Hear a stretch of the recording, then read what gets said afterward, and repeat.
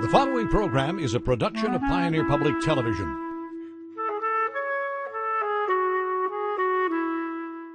In this episode of Postcards. So if I can have one person identify with these kids, I'll feel I've done my job. And taking photos is, to me, it's almost therapy, for myself. I think I have the best job in the world because it's different all the time. I get to work with the students. I get to teach so many of them a skill that for some people is lost.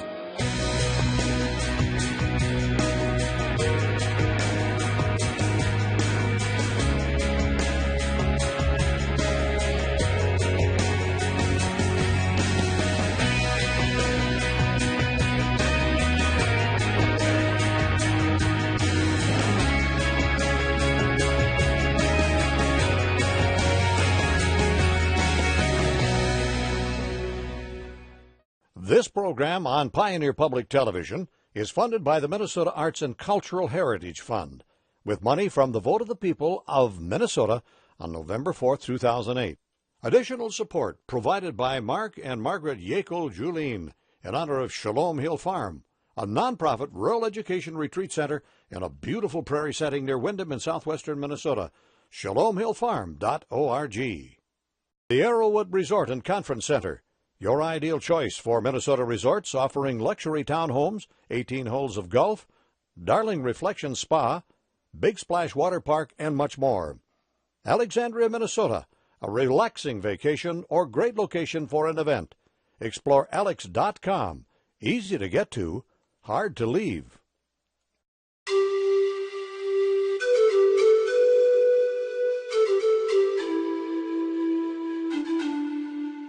My name is Amy and I'm 12 years old. I went to Guatemala to meet my grandparents and other relatives for the first time.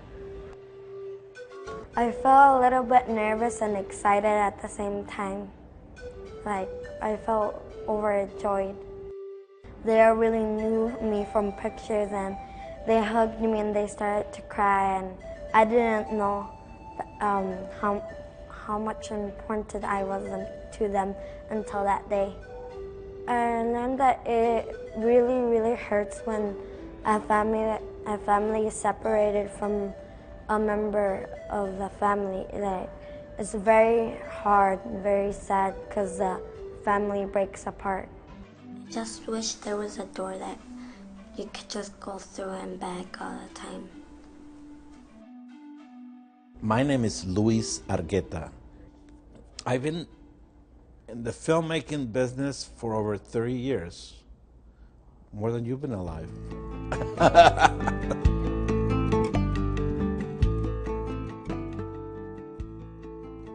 Abuelos y Nietos was the organization, Abuelos y Nietos Juntos, abuelos, grandparents and grandchildren together, was the organization that put the idea forward of reuniting families from Minnesota with their families in Guatemala.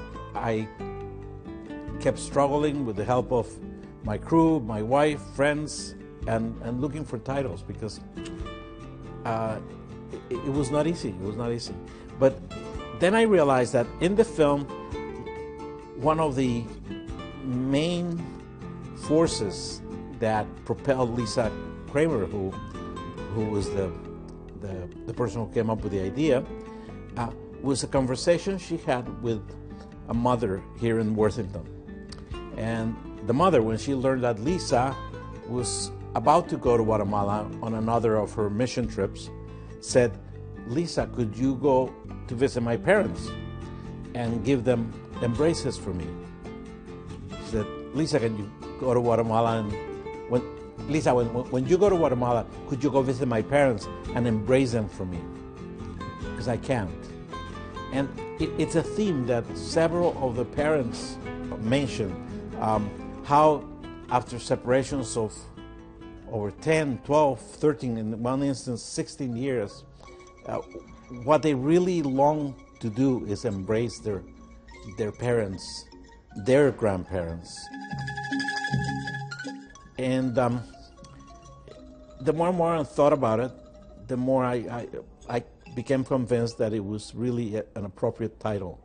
I think that by embracing these kids, by embracing the issues of mixed status families, by embracing the immigration question, we really will not just lose our fear of the other, of the immigrant, but we will really regain some of our own humanity.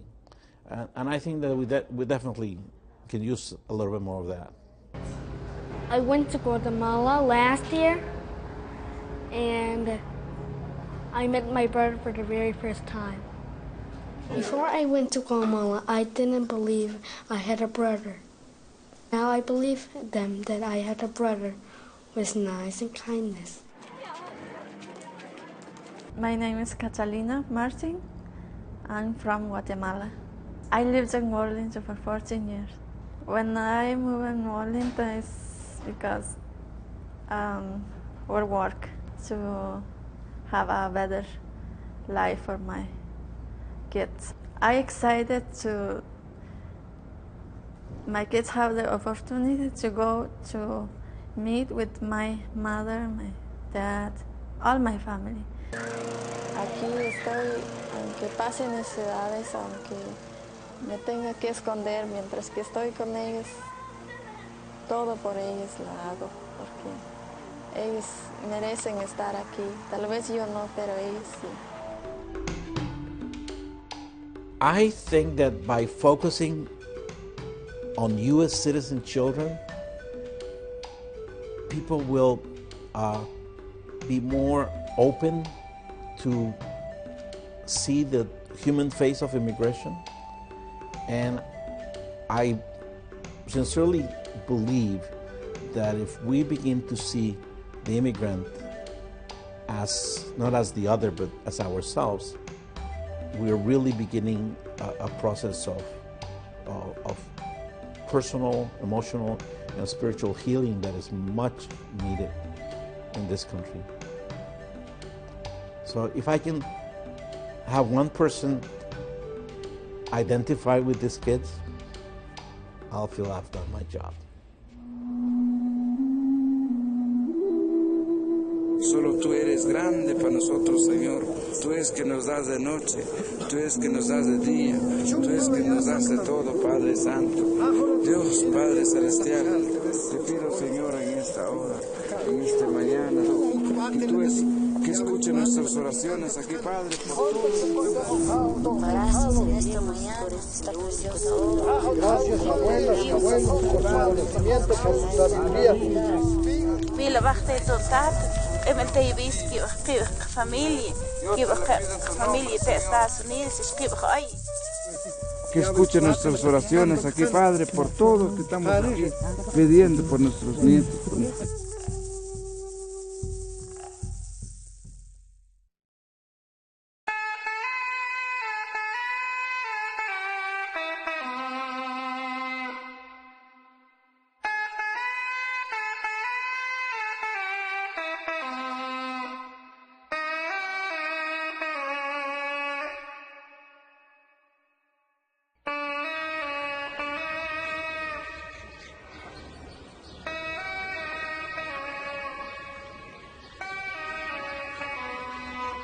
Hace como 16 años que no viste mi hijo Luis, casi ya 16 años, ya hace mucho tiempo. Cuando se fueron mis hijos, me sentí preocupado, penoso. Esta es la tristeza para mí.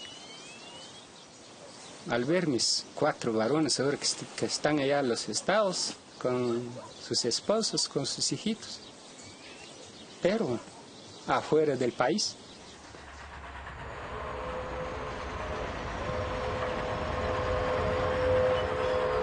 Es muy difícil estar lejos de la familia por mucho tiempo, quizá 15, 16 años, estar lejos de sus papás de uno no es fácil. Siempre en tu corazón está en que no lo puedes hablar a ver tus papás, no lo puedes visitar, decir cómo estás o cómo amaneciste, todo eso siempre es. Aunque se puede hacer por teléfono, pero no es igual.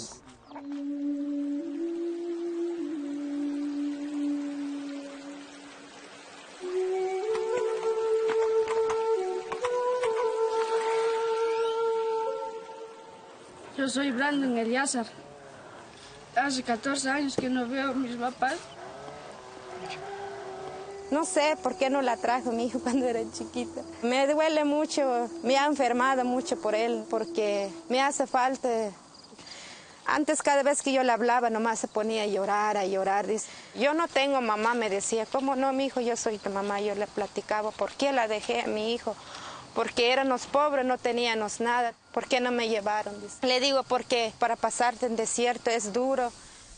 Caminando se fueron, pues, y fueron, no me recuerdo si ellos llegaron a los 15 días o... Dios, más ¿no? tal vez llegaron como unos 40 días. Puedo morir, dije yo. Me dio miedo. Como casi era chiquito, pues, estaba mamando.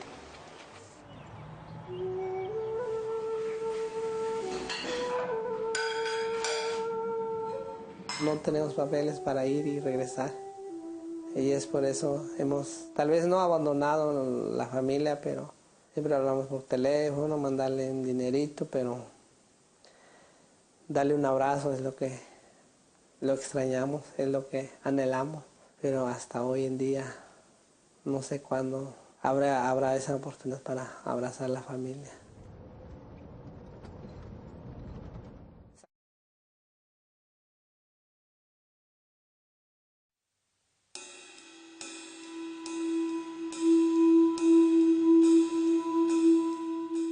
I'm mostly passionate about the beauty that we have right in our backyards. I mean, most people drive down the highway 65 miles an hour and don't realize what's out there. And I like to, tonight, just go out for a drive, which I do probably 70-75% of the time. Just go for a drive, try to hit some county roads I've never been on before. And you'd be amazed at what's hidden right underneath us. And I don't know, I just kind of like to try to show that beauty that we have in our area. You know, we don't have the mountains and badlands and all these, you know, really cool places to go shoot, but I think I find plenty to shoot right within 20 miles of my house. I usually look for just even ordinary objects that you see every day. A corner fence post.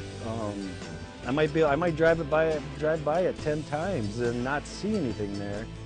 And then another day drive by it and either the sun is right or the grass is greener or something is just setting that fence post off where all of a sudden now it's something I want to capture, where I might have not even thought about it 10 times before that. And then another thing I kind of look for is I'm picky about the time of day when I go and shoot. I like the morning hours or the evening hours that's almost pretty much a general rule of landscape photography anyway, but clear, featureless blue skies are tough. I don't like going out and shooting those times of days. If I do go out, I tend to get into deeper ravines or someplace where you're not seeing the sky and more focusing on a stream that's covered with trees overhanging, you know, something where the sky is not really that visible. And then I'll shoot it. But the pale blue skies, I generally don't go out during those times of days or during the afternoon. One of my favorite prints that I have done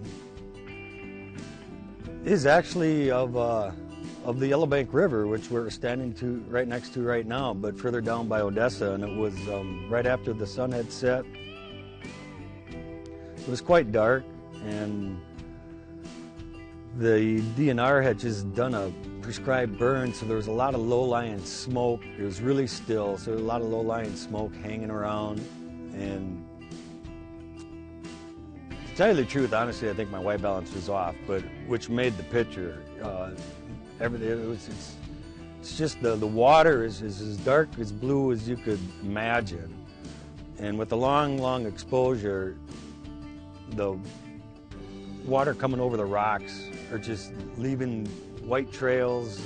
So that's one of my most favorite photos that I've taken. I've recently taken some photos of some horses while a thunderstorm had gone by. And for some reason, to me, I didn't think that much of them, but I got a lot of response back on them. And so they seem to be pretty popular. The second or another favorite photo of mine has nothing to do with landscape. And it's a black and white photo of a lady holding a little dog that is her service dog. And she's looking down at the dog, and you can just tell how much she loves this dog just by the way she's looking at him, looking at the dog. And this photo was taken in Las Vegas on the Strip. Those types of photos don't sell at an art show or anything, but personally, I think anyone who sees it, I think it touches their heart in some way. And I'm really proud of that photo. I like that photo a lot.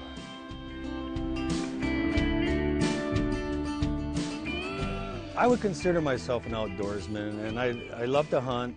And before I even got into the digital camera age here, photography, I remember laying down in the cornfields goose hunting. And of course, you're out there early, and you're laying in the cornfield, and you're watching the sunrise, and you're seeing all these beautiful oranges and reds and blues, and thinking to myself, you got to start capturing this. I mean, to me, it's beautiful. If you were to see a lot of my photos, you'll see that incorporated into a lot of my photos. A lot of sunrises, a lot of sunsets. And I know sunrises and sunsets are overrated. Everybody does them, but I try to do it a little differently. And I think I do. You Google a sunrise photo, and you know how many millions of photos you'll come up with. There's just tons of them out there, or a sunset. So even though there are a lot of them there, and everybody does them, I still like to do them, but I try to incorporate something else. Well, no, and I do feel, I get into times when I feel like I'm not doing anything different than what everybody else is doing. And I want to sometimes I almost just want to just set the camera down and just kind of give it up for a while, at least for a while. And I think I've tried that a couple times, and it hasn't happened. I always resort back to me going out and taking photos is, to me, it's almost therapy, for myself, where I get away and I can collect my thoughts. I love being just out in the nature. I could sit here along this stream all day long and just watch. You might catch something that you're not expecting. But I would say I'm definitely a landscape artist. I do like to try and throw little twists into it sometimes, doing a focus roll as the exposure is being opened or something, just to add, something a little different to it. But for the most part, just a down and dirty landscape artist, photographer.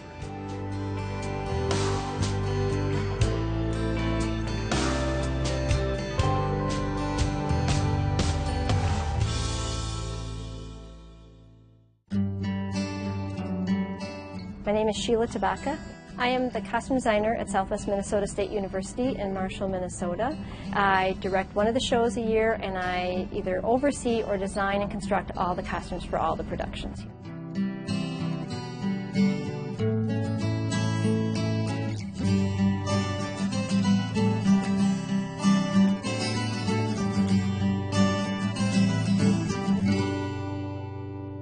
The last production that we did on our SMSU main stage was a production of The Heiress.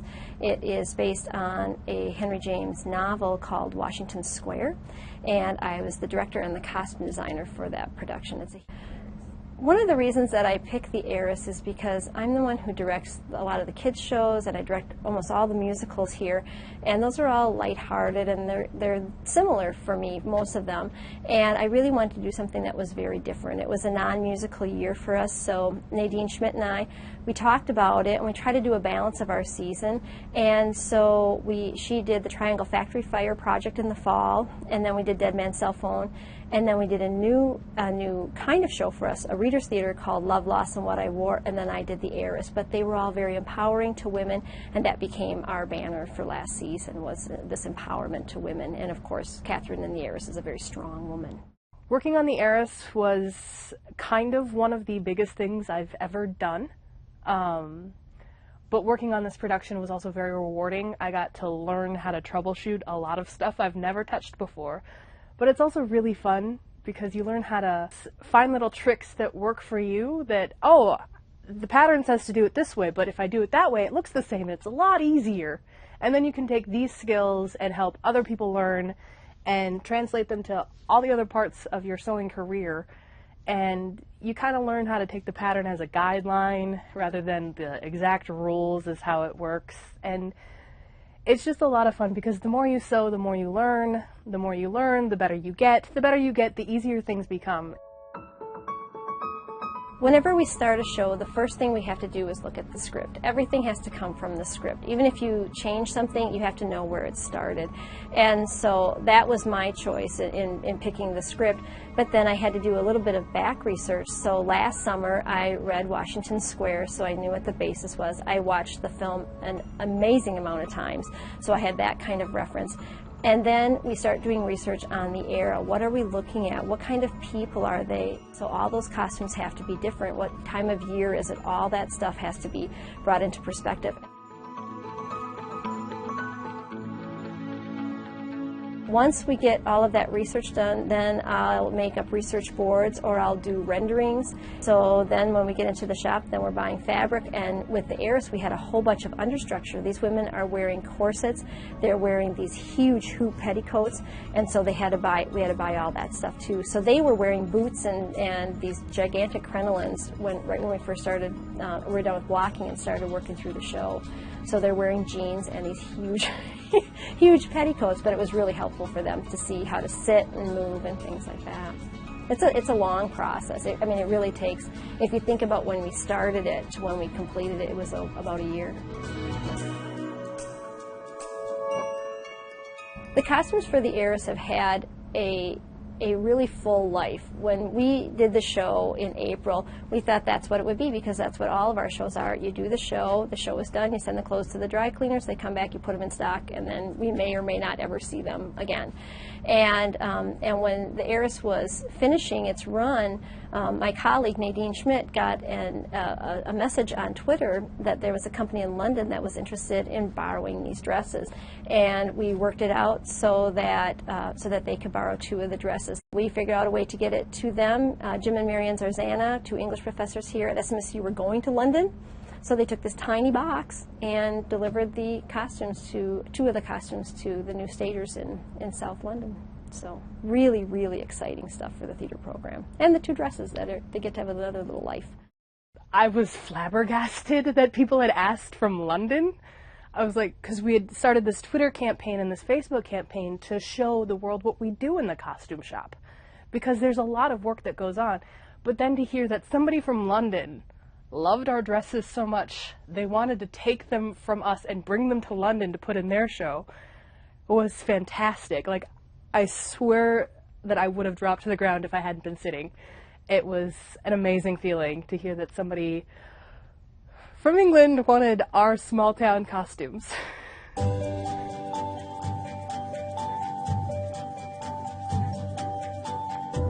The way that I got into costume design was when I was going to school in Wisconsin. I was at a two-year center, and a new director had come in, and she was directing a show, and she didn't have a costume designer, and we didn't have any. I mean, we were all 19 years old, and nobody knew that that's what they wanted to do. And she looked at me and she said, "I really need you to do this because I don't have anybody else who can do it." And so I kind of fumbled around. I mean, it was terrible. I didn't know what I was doing, but I kind of got pieces together, and then it grew. The next show she did was a little bit bigger and a little bit bigger, and then we did a student-run theater program where we all did different things, and I was the one who had done shows as a costume designer, so I became the costume designer. And I just loved it. I love historical costumes. I love old movies. I love the 1940s. I love the fashions of the 50s and the 60s, and it just kind of all came together. And now I can't get enough of it. Whenever you look at the history of costumes, you can see different elements of the society coming in through the fashions. And we talk a lot about that in costume history or fashion history. And it's really hard to look at today's fashions and go, oh, it is this. It really takes several years, 10, 20, 30 years to be able to look back and go, this is exactly what it is. I mean, we're just starting to look at the 80s and the 90s now and go, this is kind of what it is. And it's very difficult because sometimes people try to buck the system and they don't dress the same, and so they're kind of a little wrench that's been thrown into fashion history. When you look at characters, you have to look at all that kind of thing, not just seasons and class level, but some of it has to do with their psyche or what they're not trying to say, so they dress differently so that you think they're one thing when really they're another thing. So there's a lot that goes into it. It just can't be, it has to be a brown suit. It has to be more than that. I think I have the best job in the world because it's different all the time. I get to work with the students. I get to teach so many of them a skill that for some people is lost, or that their grandmothers or their mothers wanted to teach them and they never wanted to learn. And now they come in here and they see all the possibilities of what you can do with your sewing skills, and they really love it. And I love being here because in another life in theater, I really enjoyed directing. But I was really drawn to the costume area, and so here at SMSU I get to do both, which is really rare for a costume designer to get to direct, and I know that, so I know I have it good here. And we really love it. We love the community, we love the students. The students become part of our life. They come over to our homes, they know our children, and it really is, it's a wonderful place.